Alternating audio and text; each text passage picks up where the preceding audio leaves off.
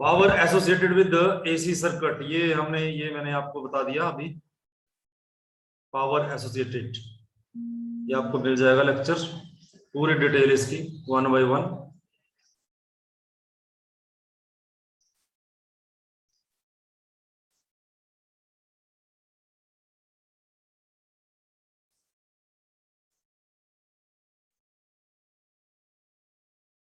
देखो,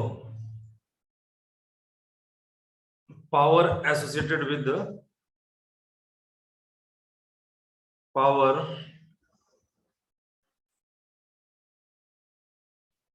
associated with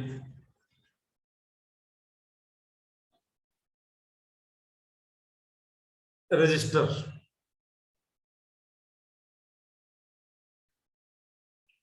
power कौन सी? एवरेज पावर,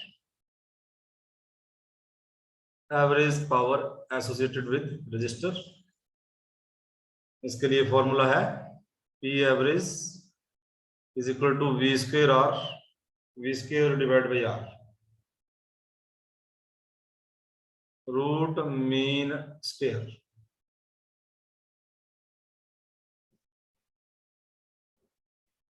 पढ़ा है आपने करंट इलेक्ट्रिसिटी में। और उसके बाद एवरेज, मेरी स्क्रीन विजिबल है, average power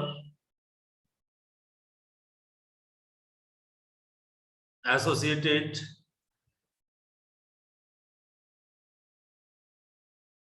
with inductor.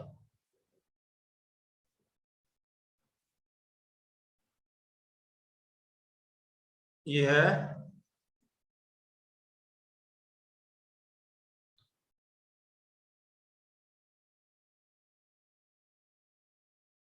Energy कितनी होती है इंडक्टर की, ये बताना पहले।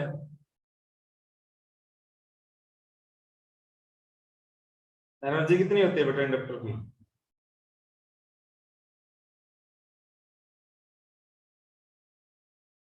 एनर्जी इंडक्टर की होती है, ये आपने एक्सप्रेशन किया नहीं होगा अभी, हाफ एल आई स्क्वेयर। इसको ऐसे याद रखें, half L I square energy of the inductor.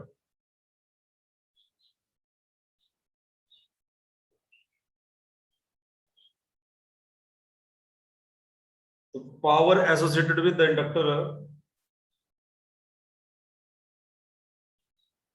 इसका आंसर आएगा जीरो। मैंने आपको बोला, मेरा रिकॉर्डेड लेक्चर देखिए, वहां पे पावर एसोसिएटेड, इसका आंसर जीरो। ये एनर्जी है।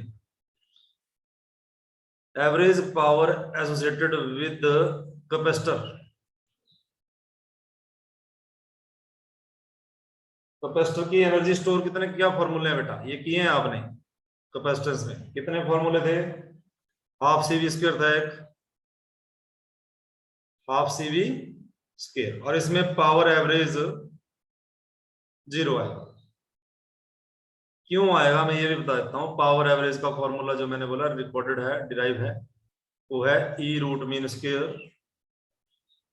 Current root mean square cosine phi, ये फॉर्मूला है। वहां पे मैंने कंक्लूजन भी बताया हुआ है, आपको समझ आ जाएगा। नंबर 1, अगर हम इंडक्टर की बात करें, इंडक्टर में करंट और ईएमएफ में कितना फेज रिलेशनशिप है बताइए? कितना है बेटा इंडक्टर के केस में करंट और ईएमएफ में कितना फेज रिलेशनशिप है?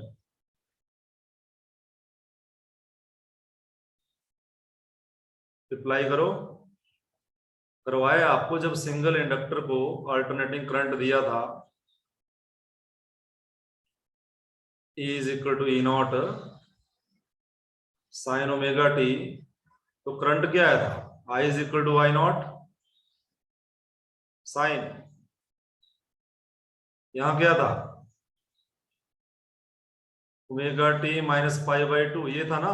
बोलो, रिप्लाई करो आप, रिप्लाई करो।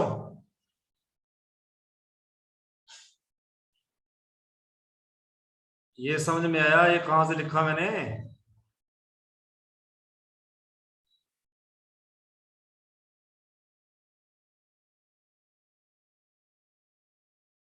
आपके नाम लेने पड़ते हैं ऐसे। अंश गुप्ता, रिप्लाई करो। Yes sir. कितना फेज एंगल बता, इसके और इसके बीच में फेज डिफरेंस कितना है?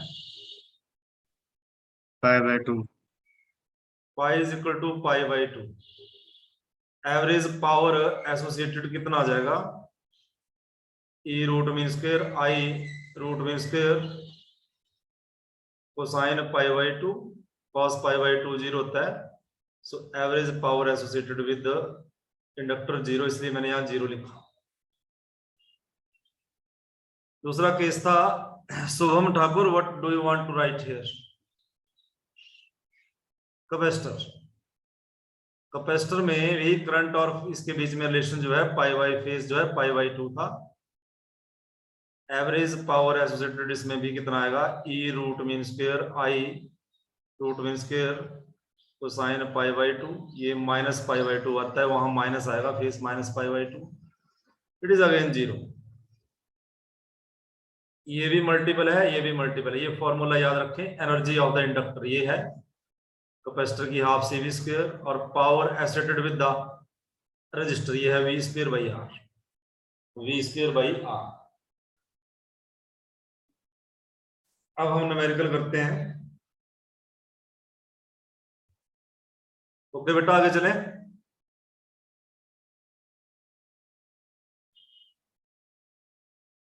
बोलो।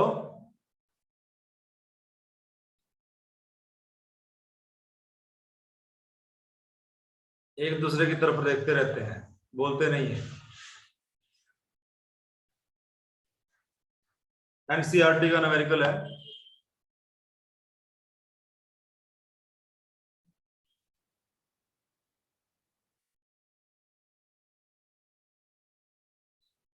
न्यूमेरिकल लिखिए कॉपी पे। A bulb is rated, bulb is rated मतलब बल्ब ये लिखा हुआ है 100 वाट,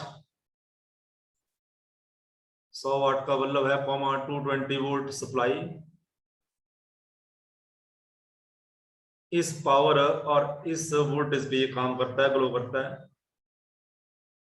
find number 1 resistance of bulb.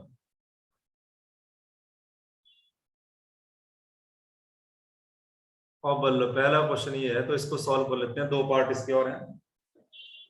तो आपके पास पावर दिया हुआ है, पावर बल्ब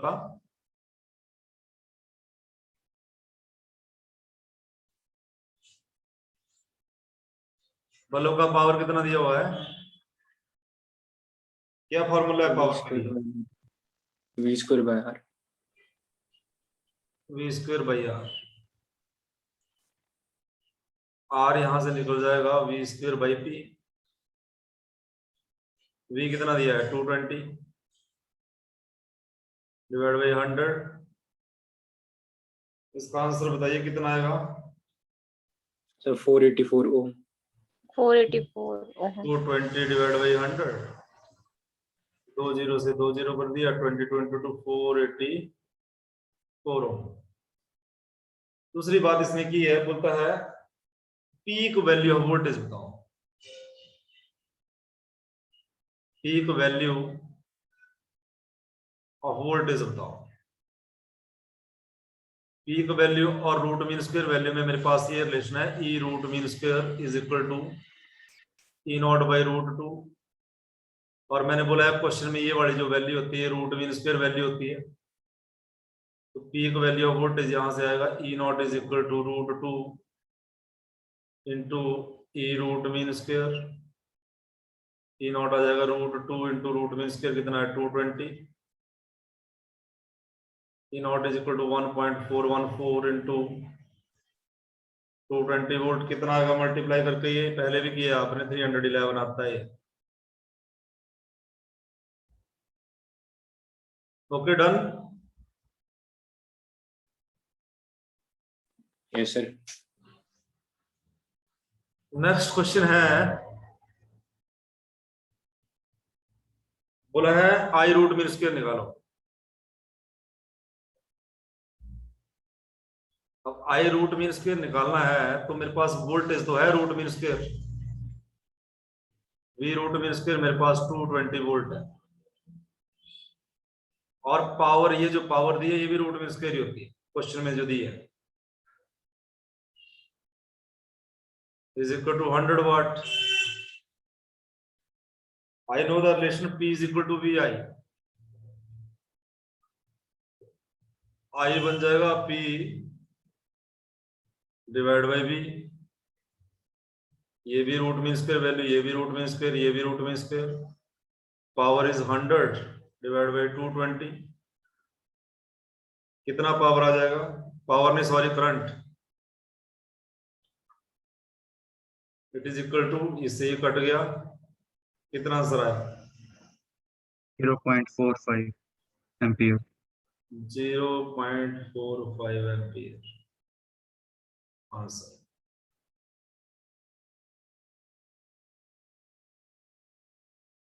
नेक्स्ट न्यूमेरिकल में एलसीआर सर्किट का ले रहा हूं. This is the question of LCR circuit.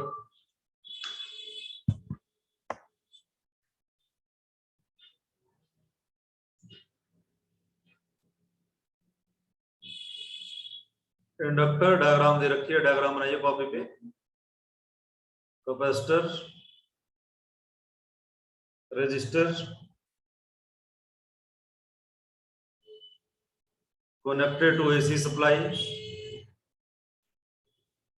of 50 volt.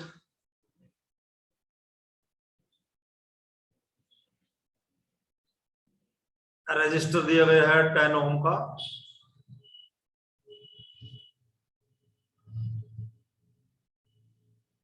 Capacitor की वैल्यू नहीं दी गई है, ये पूछी होगी क्वेश्चन में. इंडक्टर दिया गया है 200 milli Henry.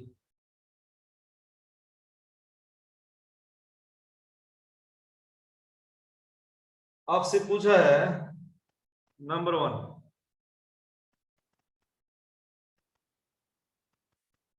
The capacitance of the capacitor. Find capacitance of circuit. Find capacitance if power of the circuit is unity. If power of circuit is unity. ये क्वेश्चन सीबीएसई 2017 में 3 मार्क्स का पूछा गया paper. तो इसका आंसर कैसे करोगे आप? कैपेसिटेंस के लिए कैपेसिटेंस क्या कैसे निकालो? कैपेसिटेंस तो यहां से निकल जाएगी आपकी. पावर फैक्टर यूनिटी कब होता है? देखिए बड़ी डिटेल में पूछा है इसने. पावर फैक्टर यूनिटी होता है, पावर फैक्टर होता है एलसीएम में कोसाइन फाई. और कोसाइन फाई तो आर बाई जेड के बराबर होता है. कोसाइन फाई को पावर फैक्टर बोलते हैं. और ये यूनिटी कब होता है? ये होता है जब I nought is equal to E nought divide by root R square plus XL minus XC, इस सारे का स्क्वायर. और ये रेजोनेंस की कंडीशन है. ये 1 कब बनेगा? देखो ये कब बनेगा 1? ये तभी बन सकता है अगर if Z is equal to R. Z is equal to R तो cosine phi R by R is equal to 1. Power factor unity. ये कंडीशन कब है? जब मैं एक्सएल माइनस एक्ससी को 0 के बराबर पुट कर दूं तो maximum value of the current कितना आता है सर्किट का? I nought is equal to E nought divide by root R square plus 0 का square. It is equal to I nought divide by E nought by R ही बचा, क्योंकि ये पहले तो ई नॉट बाई जेड था. ये I is equal to E nought by ये सारा जेड. अब जेड किसके बराबर रह गया? आर के बराबर. जब जेड आर के बराबर हो गया तो पावर फैक्टर यूनिटी आ गया. इसका मतलब ये पूछा है. तो यहाँ पे कंडीशन लगेगी XL minus x is equal to 0. यहाँ से कैपेसिटेंस की वैल्यू मुझे मिलेगी. तो अगर मैं XL minus x is equal to 0 put करूं तो इसका मतलब XL is equal to XC, omega L is equal to 1 by omega C, और सी यहां से आ गया, सी यहां से आ गया 1 divide by omega square L. Omega की वैल्यू दे रखी है बेटा आपके पास क्या? ओमेगा की वैल्यू क्वेश्चन में दे रखी है 100 रेडियन पर second. Omega is given in the question.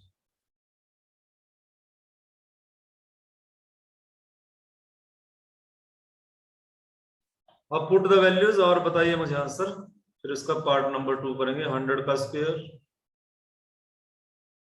Self inductance 200 milli Henry,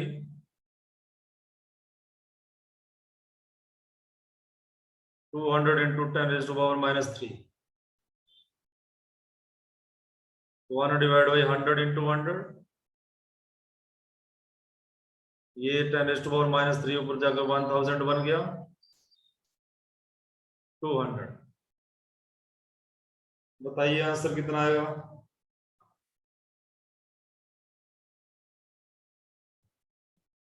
3 zero से ये 3 जीरो कट गई. It is 1 divided by 2000. It is equal to 1 by So 2. 5 into 10 raised to power minus 2. 10 raised to power minus 3. Capacitance is equal to 1 by 2 हो गया 0.5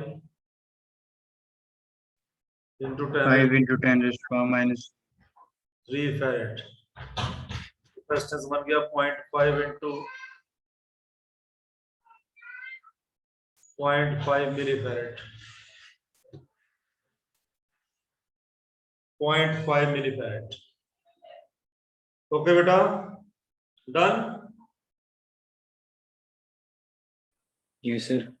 part 2 में आपसे पूछा गया है क्वालिटी फैक्टर बताइए. कल जो करवाया था क्यू फैक्टर, इसके लिए कल मैंने आपको फॉर्मूला बताया था 1/√L/C. आपके पास अब सारी वैल्यूज हैं. पुट ऑल द वैल्यूज और मुझे आंसर बताइए क्वालिटी फैक्टर. इसके कोई यूनिट नहीं होंगे.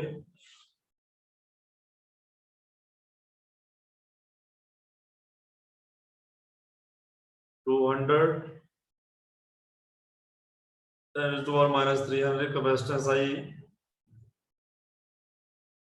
0.5 into 10⁻⁻3. ये कट गया. It is equal to root 2000 divide by 5. 1/10 भी आ गया. 6.3. कितना आंसर आया? 400 का रूट क्या है? 6.3. नो सर 400 सर उधर 10 raised to minus 5 है ना. 2 answer. Sir 2 answer. इसका रूट कितना है 400 का? 20 है root. 20 divided by 10. It is equal to 2. Answer is 2. 2 sir. कोई यूनिट नहीं होंगे इसके. No unit.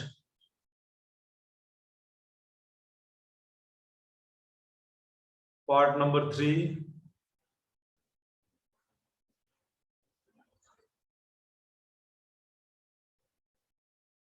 पार्ट नंबर 3 आपसे पूछा है. थर्ड में पार्ट नंबर सी से average power dissipated in the circuit.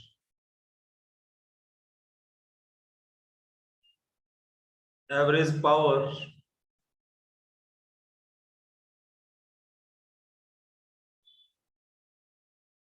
Dissipated in circuit.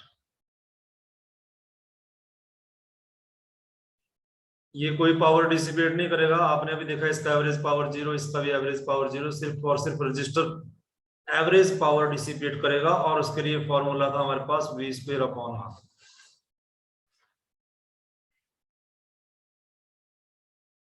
Average power dissipated. Put the value जब 50 का square 50 into 50 divide by R. R कितना है? 10. This is 250 watt. This is 250 watt.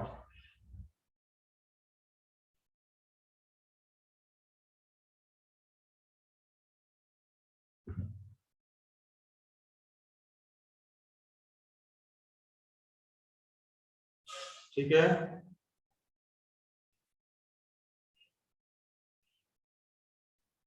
Yes, sir.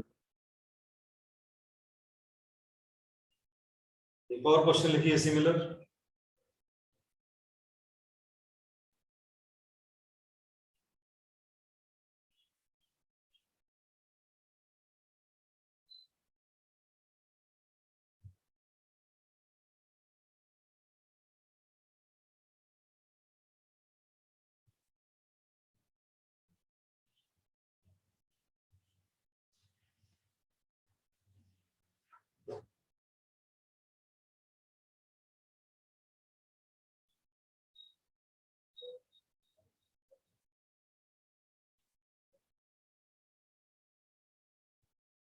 इसमें capacitance दिया गया है, this is another question.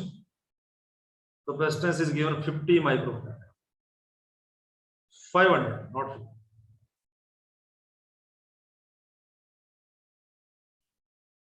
This supply is 100 volt.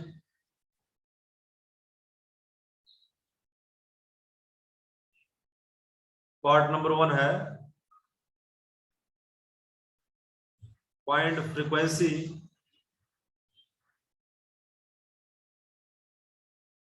when power factor is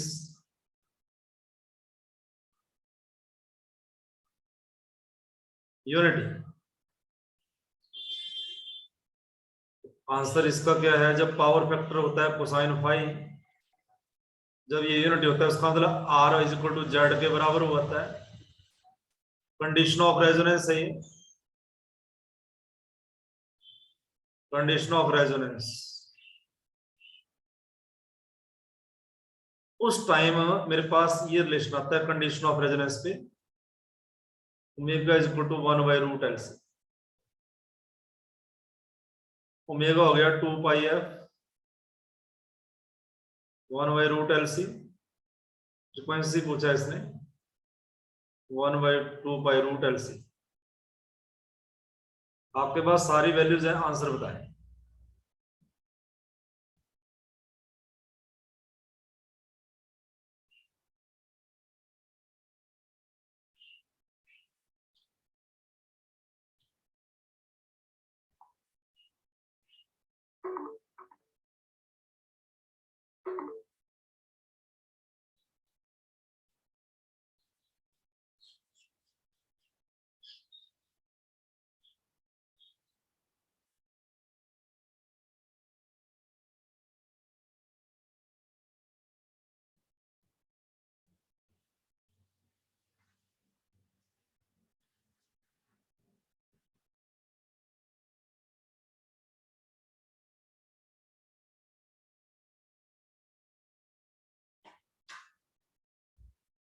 answer बताओ बेटा। पाई को रहने दो सॉल्व करने के लिए, इसका आंसर आएगा, मैं आपको बताता हूँ 50 divide by pi hertz.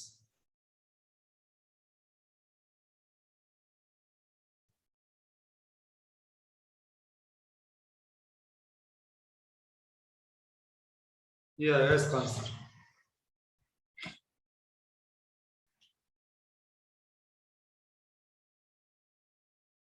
Question number 2 पूछा है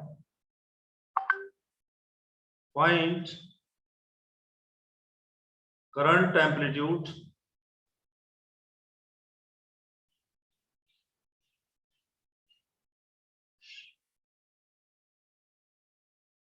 at this frequency।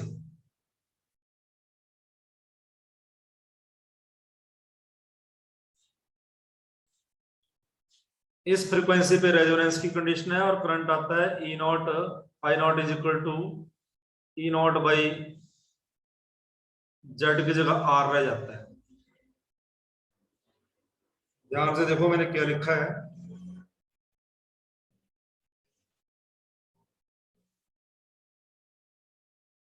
समझ आइए, ये लाइन समझ में आई मैंने क्या लिखा। करंट एम्पलीट्यूड पूछा है, इस फ्रीक्वेंसी पे ये रेजोनेंट फ्रीक्वेंसी है, इस पे आई नॉट सिर्फ यही बचता है, ई नॉट नहीं है, ये ई नॉट नहीं है, ई रूट मीन स्क्वायर है। और मेरे पास रिलेशन है E root mean square is equal to E nought by root 2।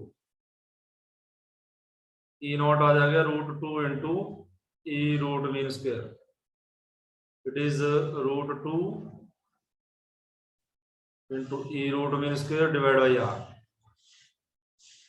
So I nought यहां से आने वाला है, ई √2 की value 1.414, E root mean square is 100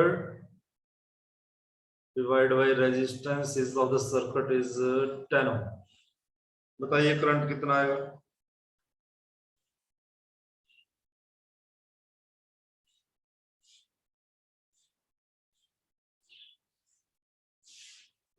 calculate करो। 14.1। 14.14 ये ओम आंसर है इसका।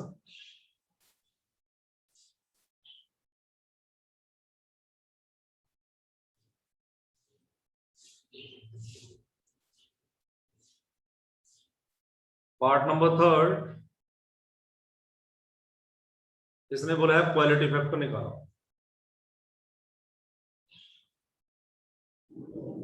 निकालिए क्वालिटी। एम्पियर नहीं होगा? हाँ एम्पियर होगा, सॉरी क्वालिटी फैक्टर की यूनिट नहीं होगा, इसका आप वैल्यू पुट करो, इसका आंसर 2 आना चाहिए।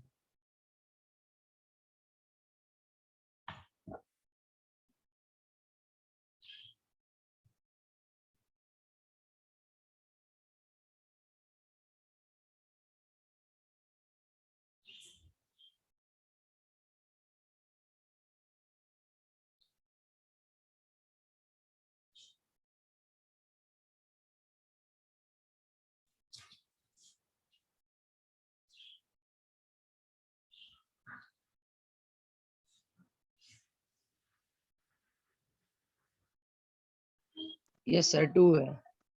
Yes, sir.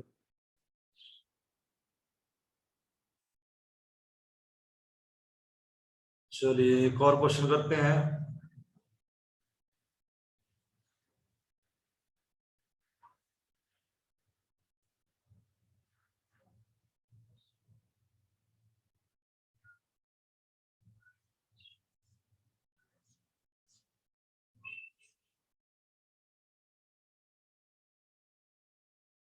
We have LCR circuit. Inductance is given 100 millihenry.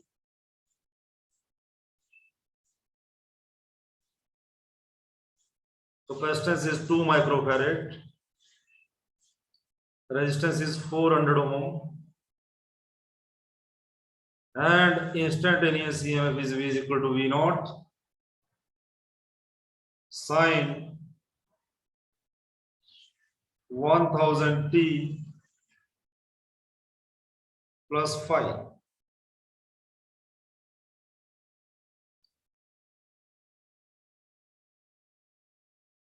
आपसे पूछा है फाई निकालें, फाई का वैल्यू बता दें।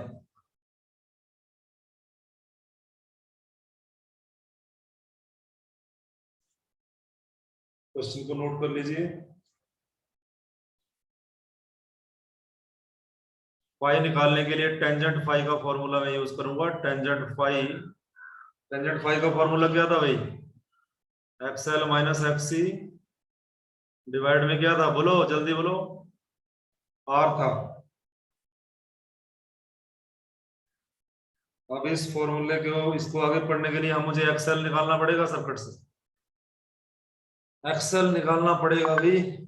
एक्सएल क्या होता है? Omega L. और एक्ससी क्या होता है? 1 बाई ओमेगा सी। अब ओमेगा यहां से मिलेगा, मेरे को V is equal to V naught sine omega t plus phi. ये है ओमेगा 1000 है, 1000 radian per second. It is equal to 1000। L की वैल्यू कितनी है? 100 मिली हेनरी 10⁻⁻3। सबके यूनिट बनेंगे ओम।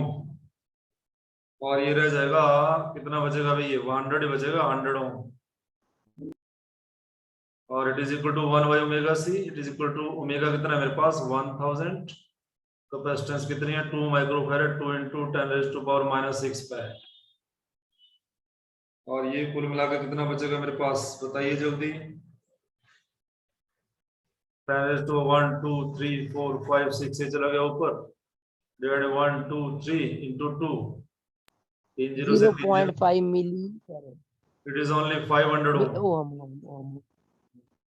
एक्सएल भी आ गया मेरे पास एक्ससी भी। एक्सएल कितना है 100 माइनस 500 डिवाइडेड आर कितना है आर दिया गया 400 it is equal to -1। tan theta की वैल्यू -1 कब होती है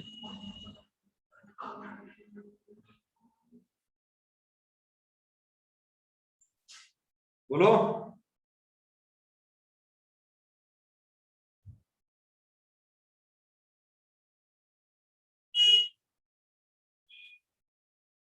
बोलो जल्दी। अगर tan थीटा -1 है तो थीटा कितना है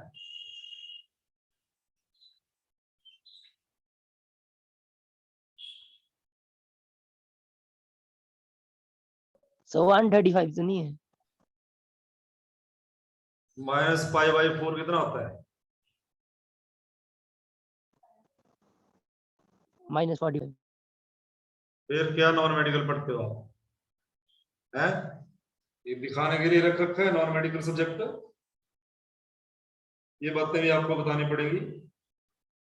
माइनस में आंसर इसलिए आया क्योंकि XL is greater than XC. अगर XC is greater than XL होता तो प्लस में आता आंसर।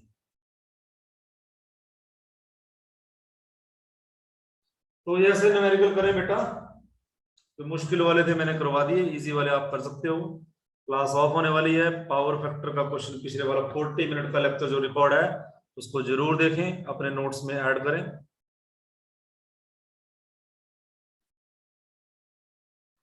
क्लास ऑफ होने वाला है पढ़ते रहें पढ़ना ना छोड़ें।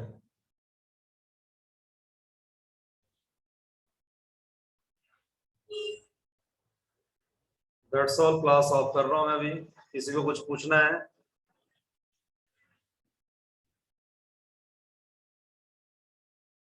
जब भी बात करता हूं मैं कोई बात